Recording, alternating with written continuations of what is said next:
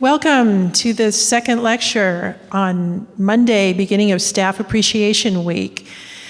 I'd like to thank those who are in the room and also acknowledge that we have probably over 1,000 people, 1,000 staff across the campus who will be listening to these lectures either today individually or in group watch parties or over the next few days. So we do reach a lot of people with the faculty kickoff, and we're very appreciative of the faculty who volunteer to do this. The week of activities really depends on volunteers. About 200 or more people volunteer to help with the activities each day. And those volunteers include the two people who are speaking today. Each year I ask a couple of the deans, depending on the theme for the week, for recommendations of faculty who might be doing research that's related to that theme. And this year we had two people accept, an historian and a nutritional biochemist, so you'll see mind, body, and soul approach from two very different directions. So I'd like to introduce Dr. Marc Hellerstein. He joined the Berkeley faculty in 1987 after completing medical training at Yale Medical School and a PhD in nutritional biochemistry from MIT. He maintains joint appointments at Berkeley, where he occupies an endowed chair, and the Department of Medicine at UC San Francisco. His major research interest has been measurement in vivo of metabolic fluxes through pathways critical to health and disease as biomarkers for drug development and clinical diagnostics. This research has resulted in more than 250 publications, 80 issued patents, 40 biopharm research programs, and participation on several editorial boards, including Science Translational Medicine. Dr. Hellerstein also co-founded a medical diagnostics and drug development biotech company, Kinemed, in 2001. By combining novel mathematical approaches, labeling paradigms and insights into biological systems and powerful mass spectrometric technology, his group has measured quantitatively and in humans many metabolic processes that could not previously be studied. The work directly addresses the major challenge of the next generation of biomedical research. His work continues to look for ways that dynamic systems measurements can have fundamental impact on basic biology and human health. Recent investigations have led to breakthroughs in the ability to measure in vivo the network dynamics of complex systems, including proteome dynamics, and to spatially characterize and display molecular kinetics in tissues. Today, we're hearing from Dr. Hellerstein about what does it mean to be well or ill. It's all yours. Thank you. Well, thank you so much, Janine. And to everyone in the room and streaming and all the ships at sea, it's my great pleasure to be speaking here. I've been at Berkeley for 29 years now, and I'd like to summarize some of the thoughts and ideas that have evolved during my time here. And because of the theme of this year's session, I focused on how do you know if you're getting sick? How do you know if you're well? And the idea here is that we live in a world where you don't get sick in a day. You don't get frostbite or attacked by a bear, usually.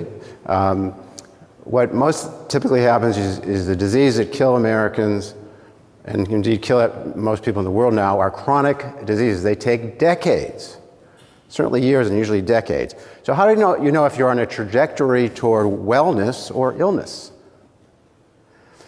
And so much of what we do in life that's health related, we are based on some belief that what we eat, how we exercise, whether we sit in the sun, whether we stress ourselves, whether we live in a certain place, whether we see a certain kind of doctor, is based on a theory or a belief about what's going to make us well. But do we know? Do we really know? And how would we know? So much of this is guessing, really, because we have to wait decades for it to happen. So how would you really... Is this the only way to do it? How could we know this better? And is this something we can do better in the future? So that's going to be my theme or topic for today. Again, just to emphasize, these are the diseases that kill Americans. And in fact, cardiovascular disease, for the first time in human history, is the #1 killer of people worldwide. It used to be schistosomiasis, malaria, infantile diarrhea. The West has won we have led the way into the diseases of the future. And now these chronic diseases are, as shown here, cardiovascular disease, diabetes, Alzheimer's disease, and so on, are what you have to worry about. That's what most people are going to have to deal with certainly as they get older. So if you're on the pathway toward liver disease or diabetes, how do you know?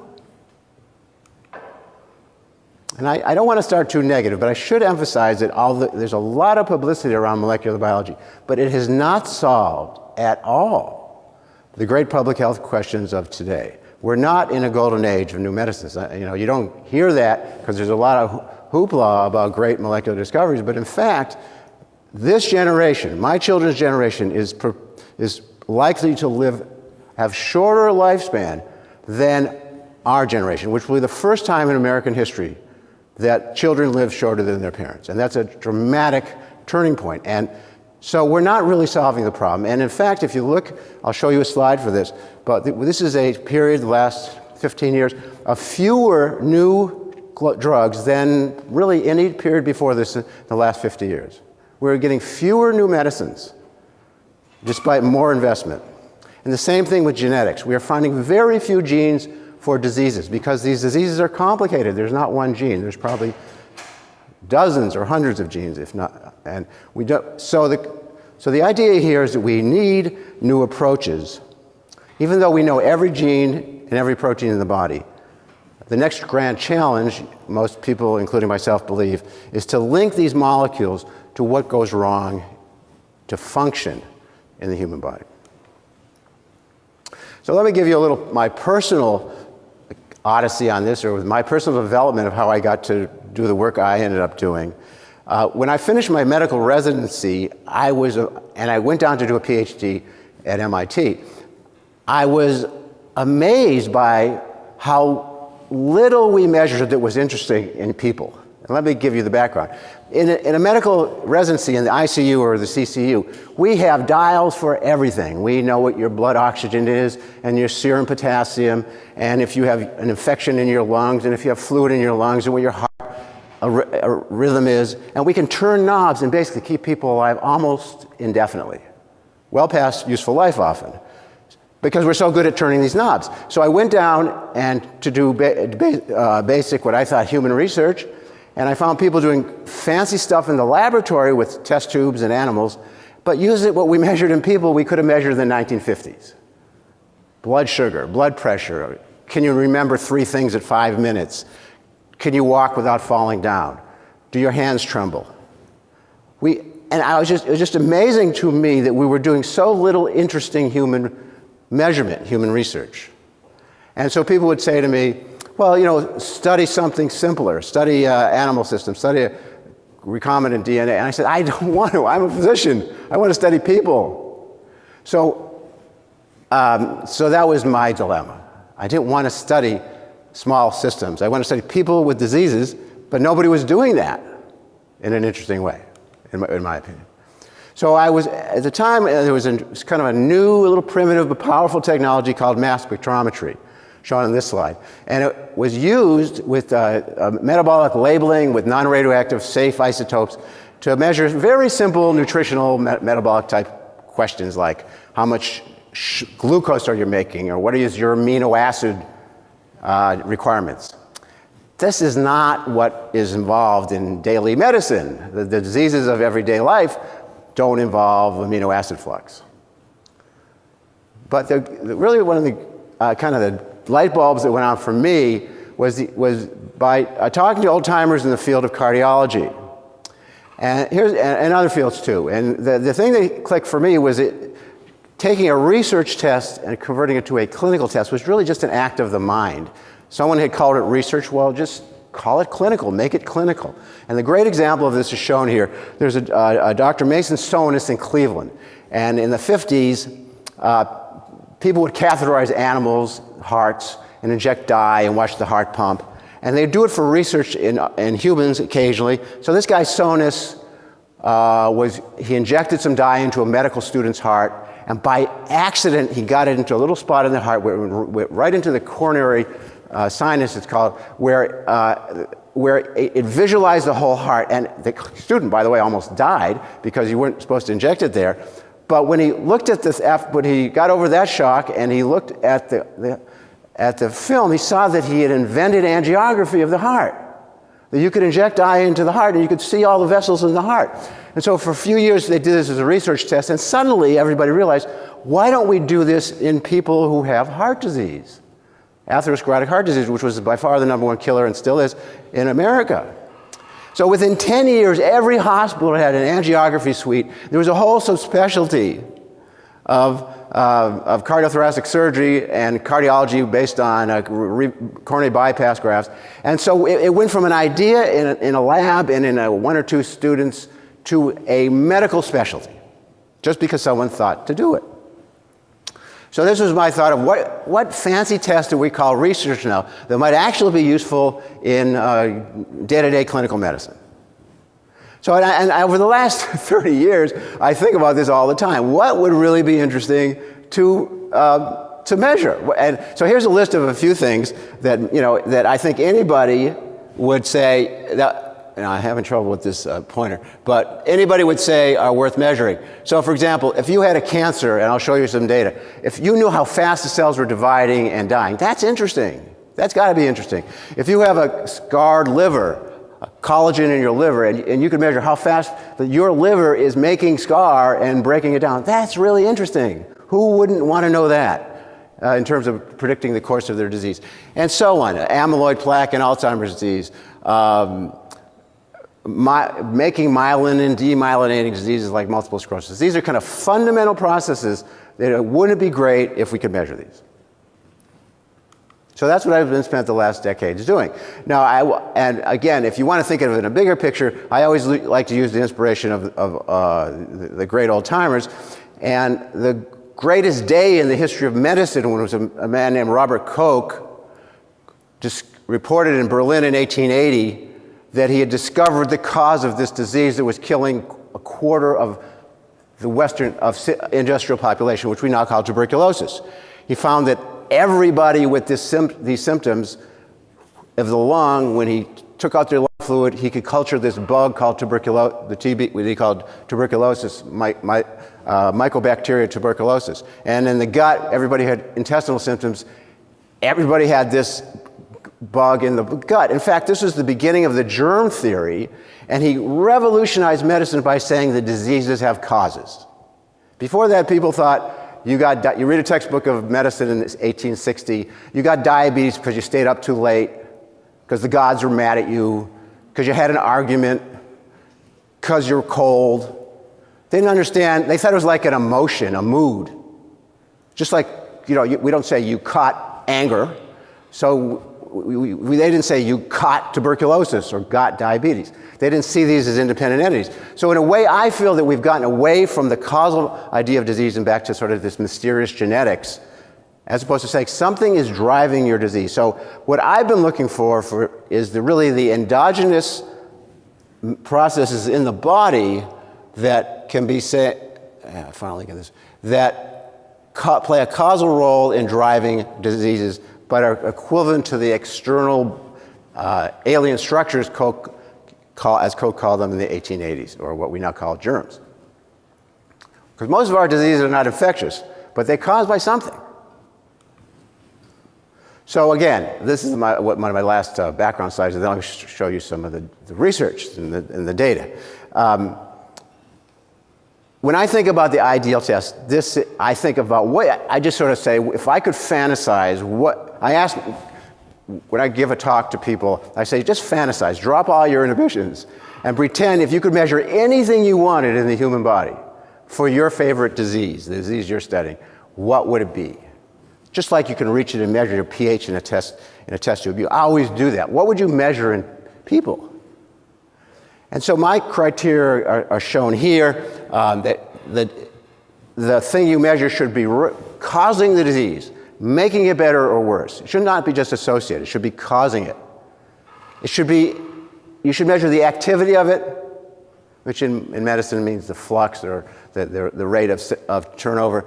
It should be in the tissue you care about, It's best if it's not very invasive, and it's best if it predicts the clinical outcome. So these are kind of the desiderata, the goals of this whole thing.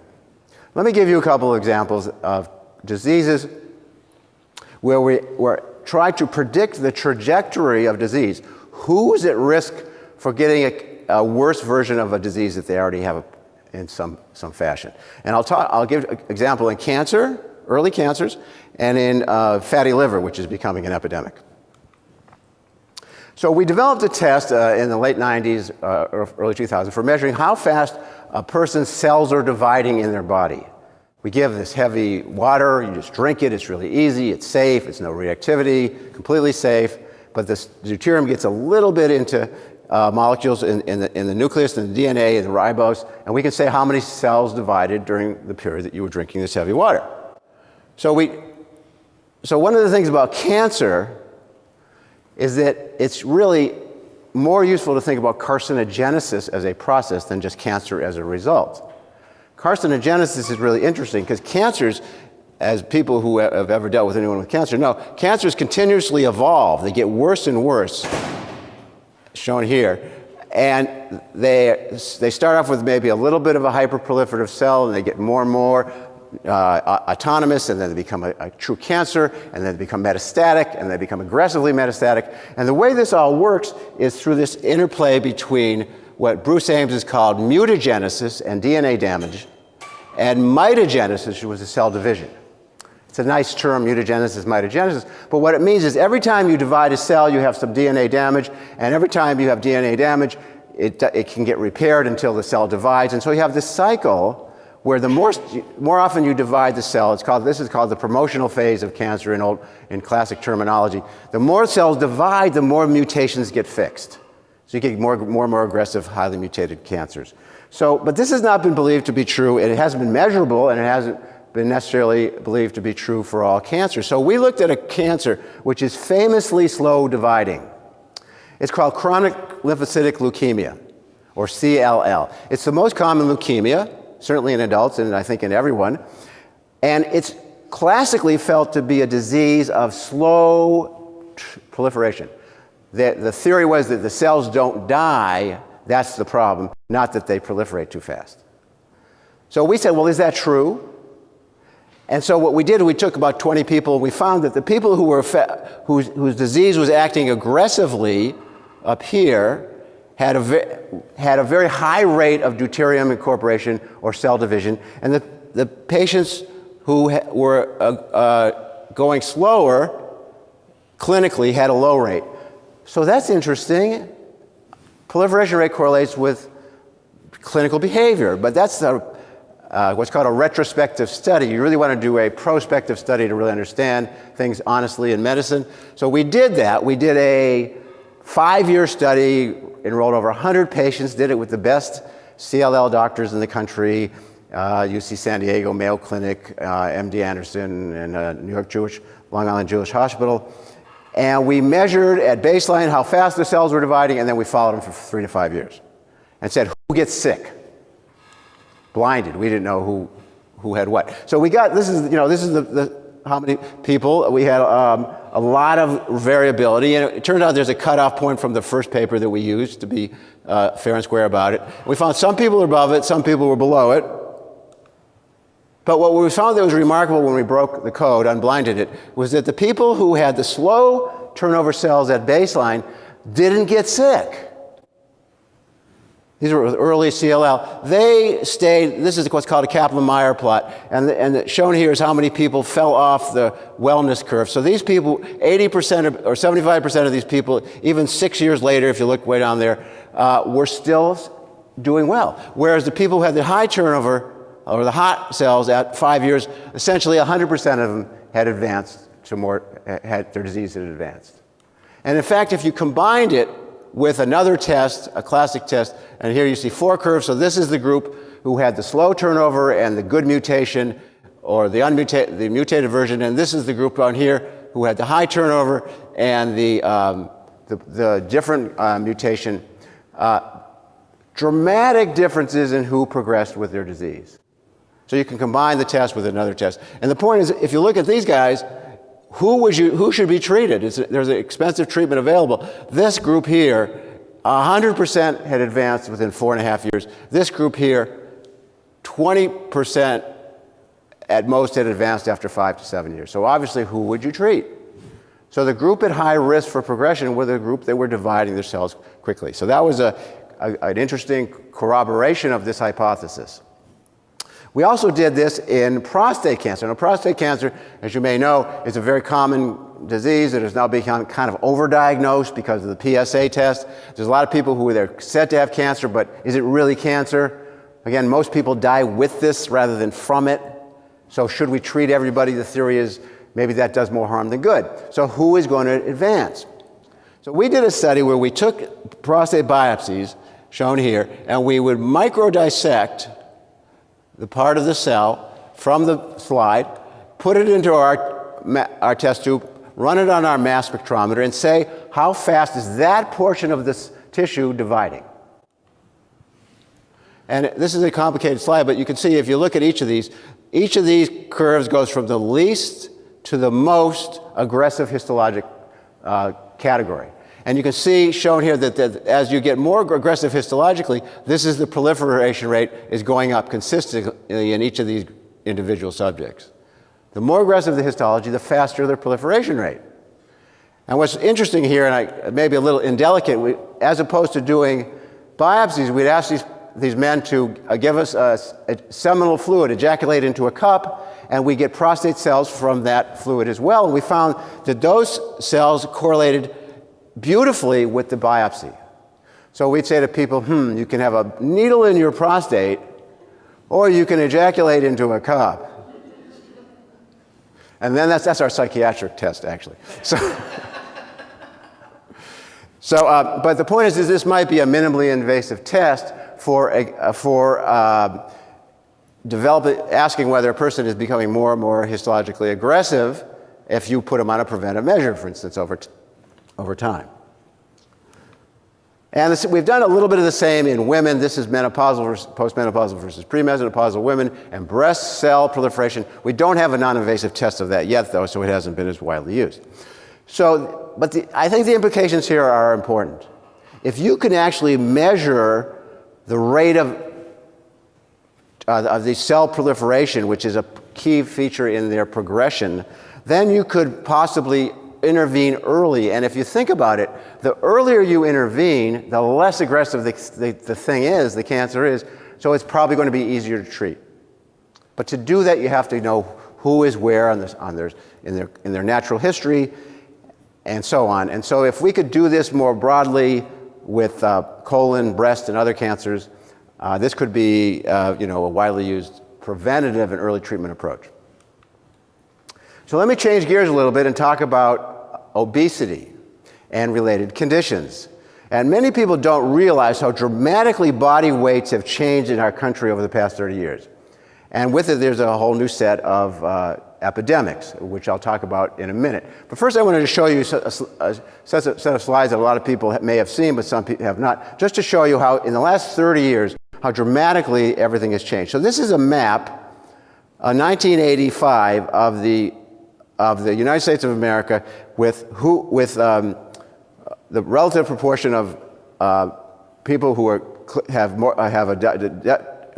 BMI greater than 30, which is the definition of obesity. So 1985, you can see that the most were less than 10%. By 1987, we have some states with 10 to 15%. By 1989, it's a little more. By 1990, essentially every state in the country is 10 to 15%. By 1991, it's getting worse. Now we're in the Bill Clinton era. By 1993, it's getting more so. By 1994, about half the country is 15 to 20% incidence of obesity, particularly in the north, in the industrial north and the south and the mid-south. By 1995, it's more so. By 1997, now we have some states with more than 20% incidence of obesity. By 1998, this is getting worse. 1999, about half the country is greater than 20% incidence of obesity. By 1999, 2001. Now we have a few states with Louisiana and Mississippi with 25, greater than 20% incidence of obesity. This is not 2000. By 2004, every state essentially is greater than 15%, and many states are greater than 20%. By 2005, now we have the first states with greater than 30% incidence of obesity, and by 2007, which is the last year I have here, more than half the country has an incidence of 25 to 29%, and a couple states greater than 30%. This is in 20 years. That's a blink in most historical terms. Okay, so now with this change in the body habits of America, and indeed the world, we have a new epidemic called fatty liver disease. Now, if anybody saw the movie Super Size Me a few years ago, well, if you remember with this guy, he ate at McDonald's for a month. He got fatty liver disease in a month. He got inflammation of his liver. His LFTs, liver function test, went up. He had liver pain. I don't remember that. So fatty liver disease is maybe 2/3 of people with overweight obesity have fatty liver disease. But what this slide says is that maybe 1 out of 10 or fewer of people with fatty liver disease will actually go on to clinical liver disease, fibrotic cirrhosis risk liver disease. So you can't treat it. First of all, there's 90 million people with fatty liver disease. Second of all, so you couldn't treat them anyway. That would be a lot of people. Second of all, you shouldn't, because 90% of them don't really need treatment, or at least 2/3 don't, and probably 90% don't. So how do you know who's getting sick? Who's really getting liver disease as opposed to have a little fat in their liver? So the disease, if you think about it properly, is really not the fat in the liver, but is the scar in the liver.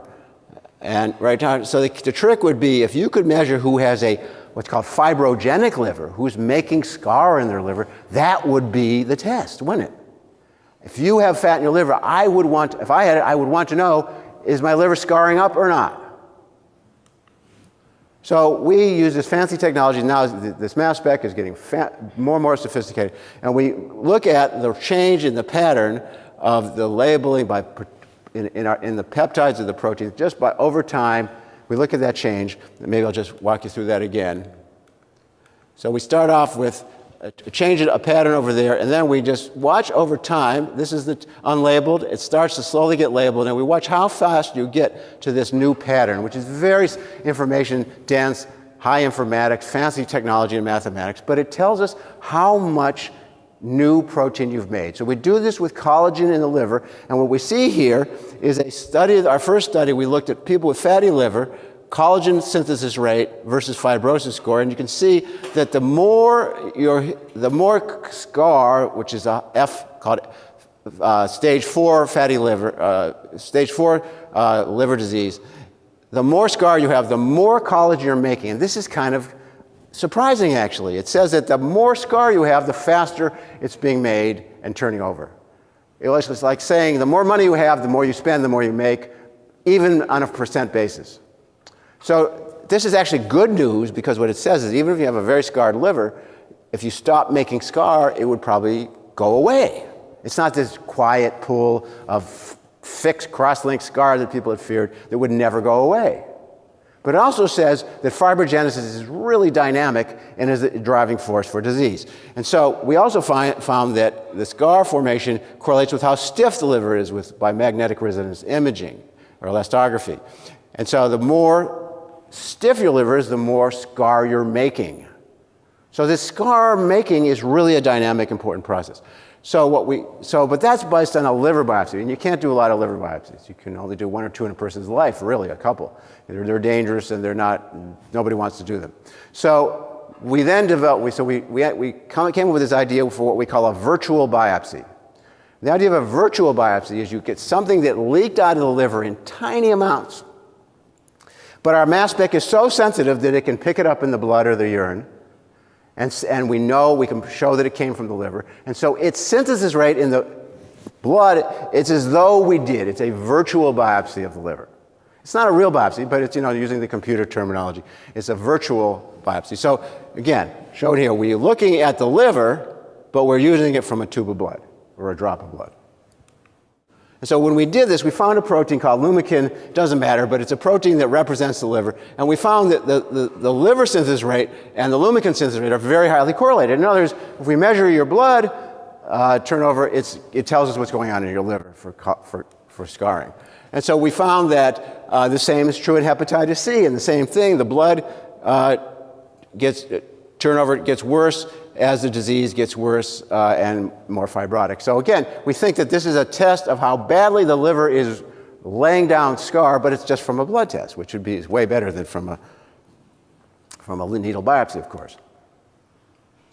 So this is what you may have heard of, what's called personalized medicine or precision medicine. There are various terms for this. The idea is there that we say, okay, you have fatty liver disease, and you don't. But really, it's more like you have a certain kind of fatty liver disease. Let's treat your kind of fatty liver disease. And that would be, in our view, this would be a way of personalizing each individual's degree of risk for fatty liver disease by using a measurement that actually tells what's going on. Now, there's another example of this in fibrosis that I'll show you here just because it's relevant. And this is the disease called scleroderma. Some of you have probably heard of this. It's a very bad disease. It's not as common as fatty liver disease, but it's very severe. And it's the scarring of all the tissues in the body, including the skin, scleroderma, skin hardening. So we did biopsies of people's skin who had scleroderma. We found, surprisingly, that not everybody with scleroderma is making a lot of scar in their skin. In fact, there's only a subset. Shown here is this group here called late diffuse. They have a certain kind of pinch quality of their skin that the clinicians have noticed, and they're different than these guys over here called early active. But the guys with early active are not making scar, where the guys with late diffuse are. So if you had a drug to inhibit fibrogenesis, who would you give it to? Well, obviously, you'd be crazy to not give it to the early active. You should, of course, give it to the people who are making more scar. So this would be a way of personalizing therapeutics. Now, we don't have a medicine for scleroderma fibrosis yet, but someday we will, I'm sure, have an antifibrogenic drug, and that's who you should give it to. It would be personalizing it based on whether you have this underlying process. Okay, so we talked about body fat, cancer, body fat, scar. Now let's talk about another tissue or another part of the body, and that's muscle. Talk about muscle, exercise, and health. And I'm going to focus on two ends. Most people, when they think about muscle, they think about sports and athletics. But really, muscle is very important in medical wellness at two ends of the life cycle. One is in infants and children, and the other is in as they get older. So I'll show you just by background and then give you data on the two. There is about 150 million infants and children in the world, mostly in the poor countries, who have what's called stunting. And the Gates Foundation is very interested in this, and so we're working with them, because this is one of those conditions which is endemic, 150 million kids, and they may never recover. So they're small, they're intellectually probably impaired as they when they don't grow properly by age 5, and they stay small and may never recover. So this is a key, loss of human potential, and that's why the Gates Foundation is focusing on it. There are parts of India where they say that the kids there have a 15-point lower IQ based on having been stunted, and where the tallest people are 5'2". So this is, an endemic process that's been going on for decades. It turns out that the best test for stunting is not how much you weigh, because you can make body fat, but it's how much muscle a kid has. And there hadn't been a simple clinical test of how much muscle a person has. Well, the same thing is true in the elderly. As people get older, they tend to get less and less muscle mass. They become immobile. They will fall down and break their hip, and even without that, become unable to live independently. And what's called frailty or sarcopenia affects about 10% of people who are aged over 60 and up to 50% of people, depending on the country, who are greater than 80.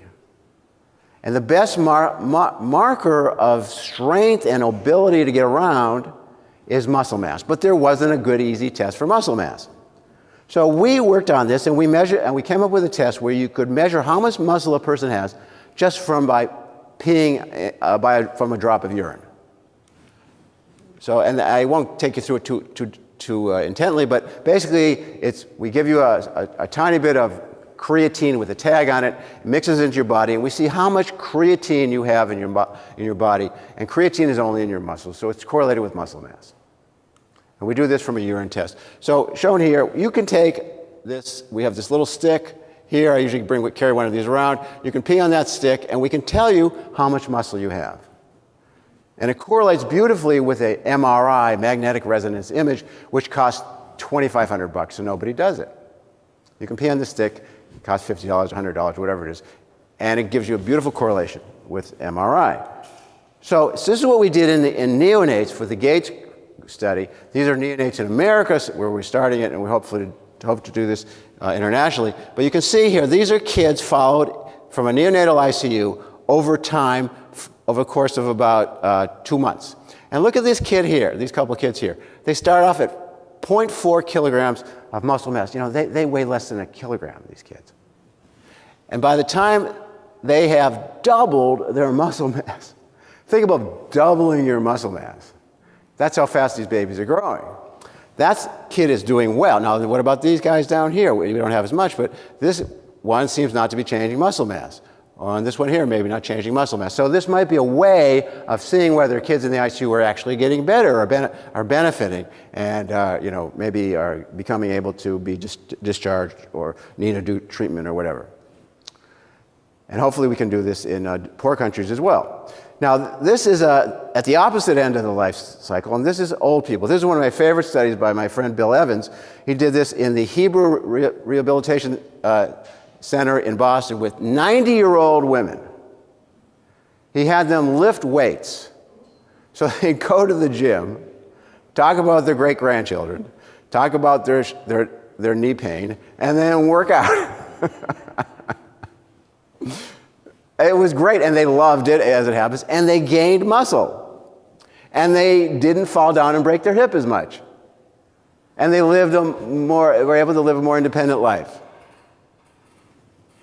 But the trouble is it's hard to know how much muscle they had because there wasn't an easy test for that. And weight is not the same as muscle, especially in an older person. So we did this study, and not in a weightlifting study, but in a big study called Mr. Oss. This is older men over 80 years old, I think, who were called it was a study of osteoporosis in men, so they call it Mr. Oss. And they've been following these guys for a decade or 2 decades. And so we did our test, and these older men, and we did 1,300 men. So this test can be done on a broad scale. And we found that if you look at this test, we can distinguish between people who could walk 3 blocks versus people who couldn't, based on how much muscle they had. And there's another test called a DEXA test, which did not distinguish between the two groups. So again, muscle is relevant to function, to strength, to performance, but you have to be able to measure it. That's the theme of this whole talk. You can't talk about anything until you can measure it. That's the number one principle of any science. You have to be able to measure something. So again, the ability to measure muscle mass could really let us do things that influence muscle mass and see how it affects life. Now, there's another related thing which is really interesting. It's not muscle mass, but it's what's called fitness. So you've all heard about someone being fit or not fit. Fit really technically is your ability to do aerobic work. Now, one of the interesting things is, can a person be fat, overweight, and fit? I mean, it's just 2 similar sounding words. That's why it's a clever notion. But there are some people who are overweight and fit, like sumo wrestlers. They're famous. They work out 8 hours a day, but they want to be big and they want to have more mass because they pound into each other. That's the game they play. But they are incredibly fit, and their HDLs are good, and their insulins are good, and their blood pressure is good, as they're fat, quotes, and fit. So, which is, so this has been a whole question. Maybe it's not body fat that's so important, it's being unfit. So there's some data on this that's really very relevant. If you look at the bottom curve here, bottom set of graph, here we go. This is a famous study that was shown by looking at people by who were either lean, normal, or obese, and they were divided into either fit or unfit. So let's focus on this. These are people who are obese, and we're looking at the percent, the relative risk of dying from cardiovascular disease. RR of CVD is relative risk of dying from cardiovascular disease. So shown here is, if I can get this to work, okay, this is a very high relative risk for obese people who are black bar is unfit. This is obese people who are fit. Their risk is lower than lean people who are unfit. If you were looking at the risk for death, you are better off being normal or overweight and fit than lean and unfit. So the question is, why aren't there more overweight, fit people? Or what could we do to encourage that? It's hard to lose weight, everybody knows. But it's not perhaps as hard to become more fit. But we don't have a good measurement of being fit. We can measure how much people weigh, but we don't. To calculate how fit you are, you have to get on a treadmill. It's really very imprecise. Most doctors can't do it. So we did some studies I just show you the only rat studies I'll show you. This is a study we put female rats in a cage with a running wheel, and on average they ran 7 to 10 kilometers a day. And their stride length is a few inches. So how does that make all of us feel? They had nothing better to do. They run 10 kilometers a day. So we then said, well, did they get fit? And the answer is yes. We looked at how many new mitochondria you make, and muscle mitochondria is a good correlate with muscle fitness, aerobic capacity. And so we found that running increases fitness. And when we did this in people, again, this is one of our fancy slides using our mass spec technology, but this is what's called a heat map. And you can look at the pattern in these people who sprinted. I can't get it on the screen here, but there's a certain signature of exercise in the muscle proteins that we think could be a signature to say how fit or unfit you are, how much your muscle is responding to aerobic or power stimulus. So again, this could be a metric of fitness and strength. Okay, so let me change gears one more time and talk about what I think would be the next generation of drug development. And again, I started this company a few years ago with this idea, but regardless of the company, the idea is to do drug development more rationally, based on biological markers of disease progression. So I mentioned that we're not doing so well with drug development. You don't hear about this a lot, but it's a dramatic fact. And this is a kind of a comedic slide, really. They created this thing called Irum's law. Have everyone heard of Moore's law? Okay, Moore's law is that you can get more and more computing power on each millimeter of chip doubling time every couple of years. So Irum's law is flip it over. You get worse and worse productivity of drug development every couple of years. It costs more and more to develop a drug every year. And again, I can't get my thing to work here, but if you look over on the upper, it's the cost, the number of drugs per $1 billion spent between 1950 and 2010. It's getting worse, doubling every 7.9 years it costs per drug. So that now it costs $1 billion for every new drug, probably more, every created. And this, again, is despite all this investment we have in medicines, we're getting less and less efficient at making our targets, turning our targets into effective drugs. Molecular drug developers don't talk about this because it wrecks their whole model, and Wall Street doesn't want to hear about it. But that's the truth about American medicines. So we did a study with Pfizer where they were looking at it turns out, an inhibitor of fat synthesis in the liver for fatty liver and related conditions. And so they thought that they were going to use the dose here on the far right to inhibit this. And we had a test of actually measuring, I'm having trouble with this, there we go. So they thought they were going to use this dose, but when we did the measurement, we found that the right inhibition, which was 50%, was at this dose. Not 400 milligrams a day, but not 600 milligrams, but 250 milligrams. So they went to the FDA and they said, we don't need to give as much medicine as we had thought. And the FDA loves that. Giving less is better, because there's fewer toxicities. So this was a rational way and this we learned in 5 or 10 people, because we were right on the targeted pathway. We could measure what the drug is actually doing in people instead of waiting 6 months and seeing if they don't get a fatty liver, for instance. So we also, in this same study, they had a toxicity in the eye of dogs. And I'm showing you this because it's interesting. So they found that some dogs were getting dry eyes when they gave this medicine to the dogs. And if that was the toxicity in people, that would be the end of the drug. Because dry eye is horrible. People wouldn't be able to, the drug would be taken off the market. So we looked at where does the eye fluids, what's called the meibomian fluids, come from in dogs versus people. And it turns out, as shown here, that you just take some fluid from the eye, there's nothing toxic, you have them drink some of this heavy water. And we've shown here that in people, about 18% of the fluid comes from fat synthesis, new fat, and in dogs, about 70%.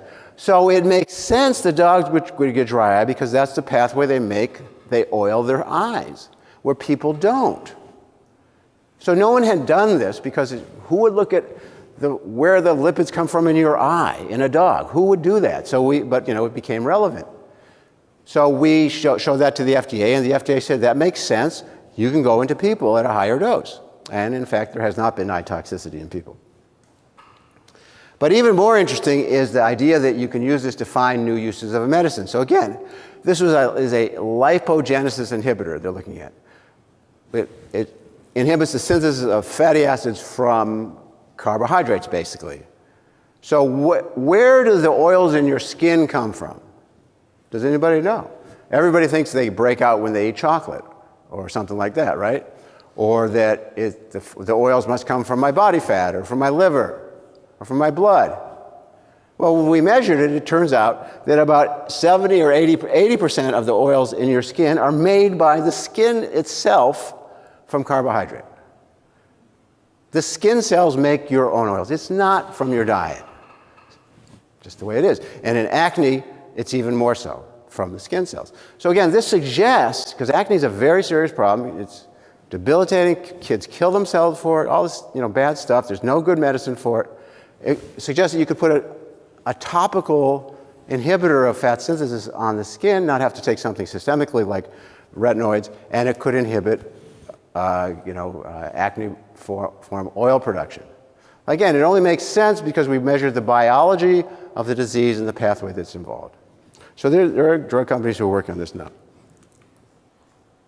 Now, there's another controversy in medicine that is relevant to, again, measuring something. And this was something we looked at about 20 years ago, when HIV was a more difficult disease to treat. And this was the controversy in AIDS in the late 90s, which was that they had these new antiretroviral drugs. And the way they would tell if a drug is working is if they block the blood measurement of the virus, they're called the viral load in the blood. So there'd be some people who would get on the drugs and they wouldn't drop their viral load. So my friend Steve Deeks would go to conferences and he'd show what they call protease inhibitor failures or antiretroviral failures. And half the people would come up to at his poster and say, how can you keep these patients on the drug when it's obviously not working? The virus is still there. And the other half of the people would come up to him and say, how can you even consider taking these people off the drug when their T cell counts are better? So how do you know what's right? So we did a study actually first with David Ho.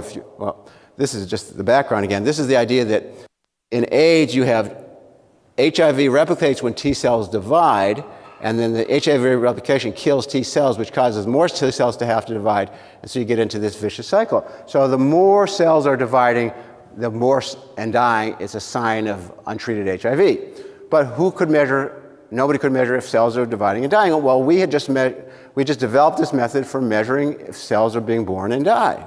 So we applied this in AIDS, and this is a study we did with David Ho. Some of you may remember him. He was the Time Magazine Man of the Year in 1995 for proposing that HIV was a rapidly turning over virus that killed T cells, but he had never measured it. So we did a study with him, and we showed here that in AIDS patients down here, this is the number of new cells that were made and die. It's a big number compared to normal subjects, which are much, much slower. You can see the peaks and drops are much slower compared to the age. So T cell division and death is a bad sign in HIV. It means you're not being treated. Or that's the idea. That's the punchline here. So then we looked at these patients who I just mentioned who were either suppressing their virus, which is viral success, or not suppressing the virus, which is virologic failure, using this technique. And we measured their T cell turnover or proliferation rate. We found that with no treatment, it's a high number. With successful treatment, it's a much lower number. And with so-called failure, it's practically as good as success. So even though there's still virus there, the T cells are acting like there's no virus. And then when it was looked at more carefully at a molecular level, it appears that the virus that's resistant, the emerging virus, is not very lethal. It's less immunopathogenic, it's less virulent. A virus and virulent, it sounds like a redundant, but the idea is that the virus doesn't kill T cells as much. And so the conclusion was you should keep treating, even though their virus doesn't look like it's suppressed, it's a different virus. It's an evolved virus that's resistant to the drug, but it's lost some of its punch. And that's been true. We found that these patients do much better than untreated patients, and so people do continue to treat, even though the virus is not fully resolved. So the last thing I'll talk about, and then I'll close, is the idea that you can't possibly study long-term problems like aging unless you have a test. So, if you're really going to look at slowing aging or preventing Alzheimer's, a study might take 50 years. You might intervene in somebody who's 30 years old, 25 years old. That might be the best way to do it. And what are you going to wait, 50 years? Really? First of all, no professor's going to be alive in 50 years doing that study. So nobody's going to fund that study. There's nobody going to sign up to write a paper in 48 years. And second of all, medicine is going to be so different in 50 years, it'll be hard to even think about applying there's so much will have happened in that time. So what you really need, the only real answer, is to have some kind of a reliable measurement that would change quickly and predict if you're doing good or not. Sort of like we use cholesterol for heart disease, right? Or blood sugar for diabetes. You don't wait 15 years for someone to not get retinopathy. You lower their glucose, and then they don't get as much retinopathy. So you need a test like that for aging or Alzheimer's disease. And this is one of my favorite slides for everyone in Berkeley, of course. So this is what we want to do with aging is extend the healthy life and slow the biology of aging. And so calorie restriction, many of you have learned, is one of those ways of doing it. Shown here is a graph of the lifespan of mice that are either calorically restricted or not. Calorically restricted mice live almost 4 years, whereas every single mouse who's not calorically restricted is dead by 3 years. It'd be like living 120 years old as a person.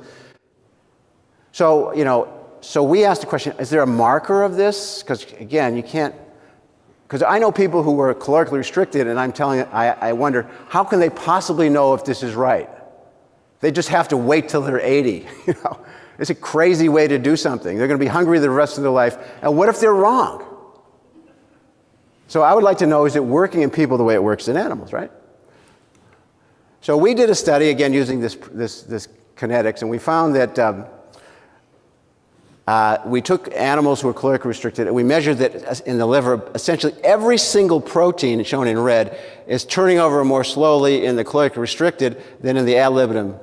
So the whole system is slowed down like that. Everything slows down. And maybe that's a good thing. Every time you make a protein, it puts a stress on the cell, there's unfolding that occurs, and there's a chaperone response, and there's all this toxicity. So there's a lot of theory behind it, but this could be actually a beneficial thing to slow down protein synthesis. So we then said, well, is this general? Because caloric restriction is not the only way to extend lifespan in rodents. So we looked at two other ones. We looked at caloric restriction, a thing called pituitary dwarfism or Snell mice, and a medicine called rapamycin, all of which extend maximal lifespan to different degrees. So we compared, and we looked at common proteins to over 100 proteins, and we found that there's sort of a dose response. In red is shown the dwarf mice, in blue is shown the caloric restricted, and in green is shown the rapid mice. And you can see that although there's variability, there tends to be a pattern. In fact, if you graph it, and this is one of my graduate students, Earlier Thompson, did this very nice graph. She showed that, that if you graph the degree of slowing versus the degree of extension of lifespan, there's a nice correlation in the different models. So again, doesn't prove it, but it suggests that this could be on the pathway that is really beneficial toward extending lifespan in rodents. So now at least if you want to do an intervention, maybe you could use this as a metric or a marker of new interventions or even in people. And just from my point of view, I don't think this is that asking people to be hungry for the rest of their life is really ever going to work. We have to be able to find some kind of trick, some way of bottle. I mean, this is a powerful medicine, so to speak, but it's an impractical medicine. And so is there an alternative, like an actual medicine, or maybe intermittent caloric restriction or something like that? And again, the only way to ever test anything like that would, of course, be to have a measurement, because you're not going to ask people to go on 20 different regimens for 50 years. That's just crazy. So you have to have a way of getting an idea what may or may not make sense. And again, this is where a predictive test will be essential. So that's really what I wanted to talk about today, and I'll close with one of my favorite quotes by one of my favorite scientists, and this is Galileo. He was my favorite scientist because he just invented a new way of seeing, and he changed man's notion of his place in the cosmos. He just let us look and see moons on Jupiter, and we had to stop thinking that the Earth is the center of the universe. Well, Galileo wrote this beautiful phrase that I quote here, and he called his telescope the spyglass. And he said, the nature of matter of the Milky Way itself, which with the act of the spyglass may be observed so well that all the disputes that for so many generations have vexed philosophers are destroyed by visible certainty, and we are liberated from wordy arguments. I love that last line. So that's my idea about observing as opposed to guessing. You can stop with the arguments and just say yes or no. And so anyway, that's the end of my wordy argument for today, and thank you.